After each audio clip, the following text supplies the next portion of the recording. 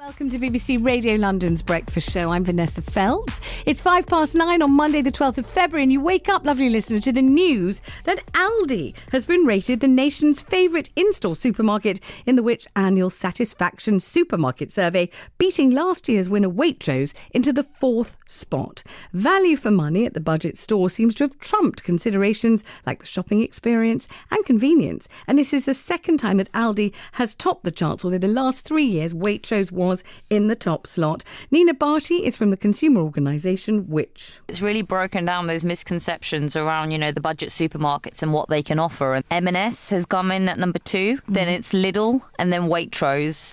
The big 4, Tesco, Sainsbury's, Morrisons and Asda, have actually become the bottom 4. But, it was a mixed review. They weren't rated so well on their stores, which were untidy, and, not everyone likes that jumble sale experience. And customers also complained about the rush checkouts, but value for money was really, really important to shoppers this year. And we're joined on the programme by the consumer expert Kate Hardcastle. Kate, good morning to you. Well, hello. So we have Waitrose, I'm sure, weeping into their linen handkerchiefs, hanging their heads and wringing their hands and all of that, because for the last 3 years they have been our much beloved top supermarket. And I think lots of people will know why. And I'm hoping they're going to give me a call and say, Waitrose, my gosh, they cannot believe it's been beaten to this top slot by Aldi. Let me give out the number, 0207 224 2000. Can you believe that? Lovely listener, are you a regular Waitrose customer and just thinking, what? Hang on, how can this be right? Aldi at number 1, M&S at number 2, Lidl at number 3, and then we have a number 4, Waitrose. So what's happened? What's gone wrong? Well, I think it's a combination of the customer being savvier and more informed and less patient than ever before in terms of what they want. They know what they want, they're going to get it. And I think we've got a brand there that's delivering it. And I think the clue here, Vanessa, as well, as you've mentioned, is that Marks and Spencer's still sit at number 2. Yes. So this isn't purely a discount issue. It's never been a philosophy of the discounters to come in and say, we sell the product at the cheapest price, full stop. They have driven what is, in old-fashioned terms, your and I terms, value for money. So the best product for the price available. And that's why they've really run to get big awards for their higher priced items, their meats, their wines, and then offered great pricing on the basics like milk. And I think it's that formula of the customer knowing what they're getting, not being surprised, that is quite comforting in these times. And have we become more resilient or just less kind of demanding of the environment and the sort of decor and the, convenient car park and the deferential staff and all the sorts of things that people used to absolutely love about Waitrose? Or at least that's what they told us on the programme. Have we developed a more robust attitude where we don't care that much about that anymore? It's really interesting because there's something with the psyche that happens that enables us to be able to accept that something is okay in a way of life. And there was so much plastic bag snobbery when these brands came in the 90s. People would even admit to taking other branded shopping bags to hide the products within. Yeah. And it is just a tipping point. And the same with the clothing discounters, where actually so many people do it. It's accepted as the norm. So the plastic bag brand snobbery has disappeared. And we've got customers who, driven by recession, driven by challenges with wage prices, are looking for the best value for their family. And I think the marketing ploy that is often kind of talked over or not really regarded as clever as it really is for these discounters is what I call the special buy aisles.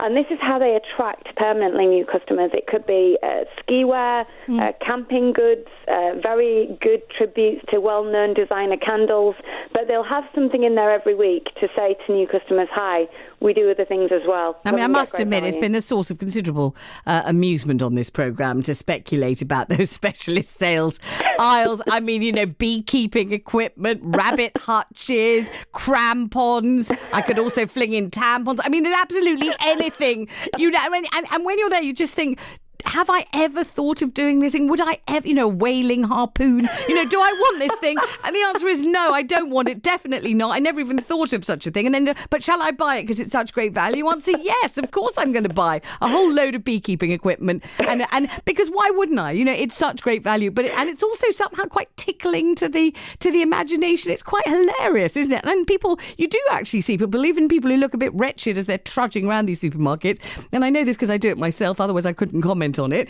And you see people laughing at this aisle because it is pleasantly hilarious in a way that the more routine supermarkets never make you smile or laugh, or very rarely do they? Exactly. I think it's a brilliant marketing technique. I think it's pure genius for them. Like you said, it raises a smile, it creates conversation, which is what brands need to do today. We know social media is so prevalent, and the talkability of it. But genuinely, what it does for every whale harpoonist that needs their supply satisfied, they will attract a new customer that's not thought about that brand before. That's what it's doing. Every time they wave a flag saying school uniform, well, I don't really want to buy my food there, but okay, let's go see the uniform. They go in, they're pleasantly surprised because they pick a few items up. So it's a brilliant strategy. Are we though, Claire? Kate. Are we conspiring to make it sound nicer than it really is? Because I don't want to do that. I want to be realistic about this. I don't want to make it sound like some kind of fairground attraction where a clown is about to leap out and produce balloon animals for your kids. Because actually, it's not really like that, is it? Yes, you can manage to kind of create a wry grin at whatever they're selling in the surprise aisle. But the rest of the thing is pretty routine and bog standard and a bit warehouse-like, isn't it? Still.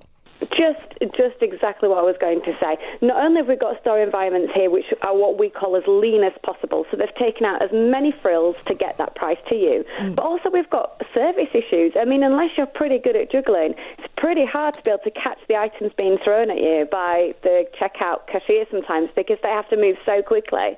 And the packing stations really are, again, something that comes up for complaint because people don't feel they've enough room to manoeuvre in that area. And also you have to sort of turn the trolley to the most peculiar angle. Don't you? We have to stick the kind of right angle bit right into where then it's sticking out and you're sticking in the wrong part to just... Don't you not find that? Just physically, it's quite a sort of peculiar construction, the way that they do it at these very, very bargain supermarkets. It was all done for efficiency in mind and not particularly for you, the customer. And it might just be that things are more important to you. Service and interaction, engagement, a nicer shopping experience. And this is it with items that are discounted. You pay the price and that's the environment you get to shop in.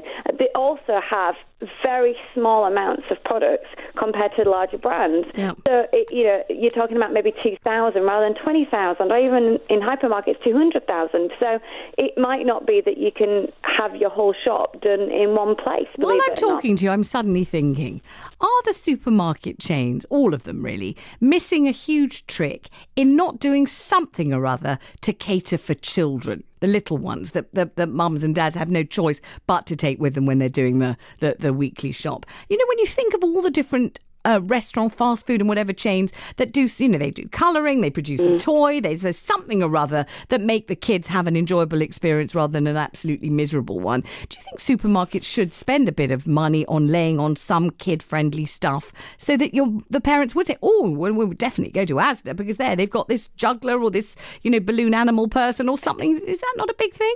I feel like you're going to go into balloon animal modelling, actually. I think my trusty reporter tells me Tesco were doing that yesterday. Why, what were they doing, Ola? What did they do? He's just telling me.